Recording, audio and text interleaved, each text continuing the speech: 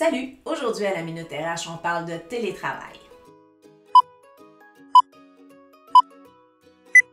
La majorité des organisations qui peuvent se le permettre offrent la possibilité à leurs employés de faire du télétravail ou même de travailler à distance pendant une période déterminée.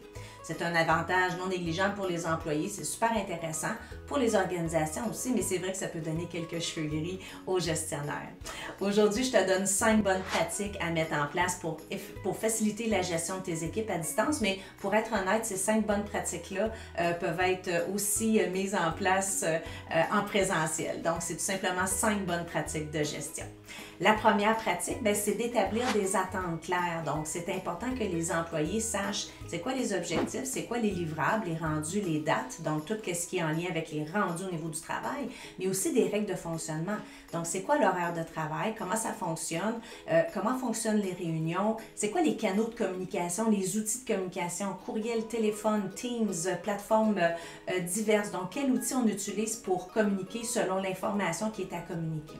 Donc, de mettre en place, d'établir ou plutôt d'établir justement des attentes claires, des modes de fonctionnement comme ça va éviter beaucoup de confusion et beaucoup de frustration et beaucoup de malentendus. La deuxième bonne pratique, c'est de permettre aux employés d'avoir accès à des plateformes technologiques qui fonctionnent bien. Donc, on parle de Zoom, on parle de Teams, bien entendu. Il y a Slack, il y en existe différentes. Il y a différentes plateformes qui existent. Et aussi, tout dépendamment du type d'organisation dans laquelle vous êtes, il y a aussi des plateformes de gestion de projet. Donc, c'est intéressant autant pour le gestionnaire que pour les employés qui collaborent à un projet. On peut voir live justement où on en est rendu. Et il y a des plateformes aussi qui s'adressent à certains types d'entreprises où on peut voir combien de temps la personne a été loguée, combien de temps la personne a été déloguée, le nombre d'appels qu'elle a pris, etc. Bien entendu, c'est des plateformes qui sont hyper intéressantes, mais qui ne s'adressent pas nécessairement à tous les types d'organisations.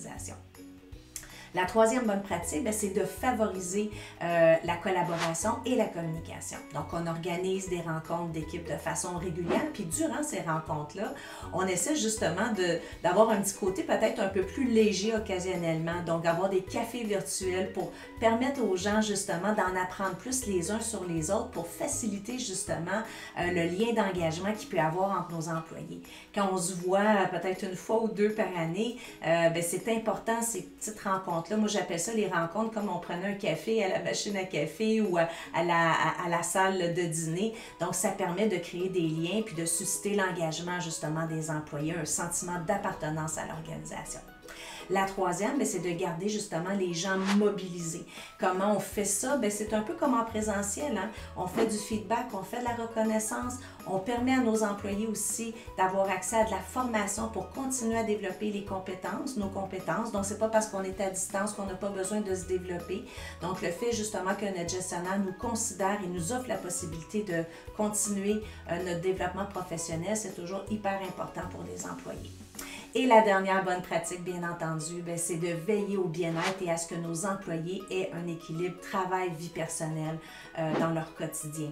Donc, on établit des règles claires justement en lien avec ça. Donc, si on reçoit un texto, si on reçoit un Teams, une note, un courriel, à l'extérieur des heures de travail, comment on demande à nos employés de gérer cette situation-là. Donc, c'est important que nos employés sentent qu'ils sont capables de se déconnecter. Il y a même des organisations qui mettent en place des politiques de déconnexion justement avec le lieu de travail. Et puis, si vous êtes en mesure d'offrir des plateformes comme des programmes d'aide aux employés et aussi la télémédecine, c'est toujours des outils ou des ressources qui sont appréciées par les employés. Donc, j'espère que ces 5 bonnes pratiques-là, comme je te disais au départ, qui peuvent être appliquées en télétravail, au travail à distance, mais très bien aussi dans le cadre d'un travail en présentiel, t'ont inspiré et vont te motiver à les mettre en place dans ton organisation. Si tu as besoin d'aide, n'hésite pas, tu m'appelles, tu prends un rendez-vous avec moi, ça va me faire plaisir d'en discuter avec toi. À bientôt!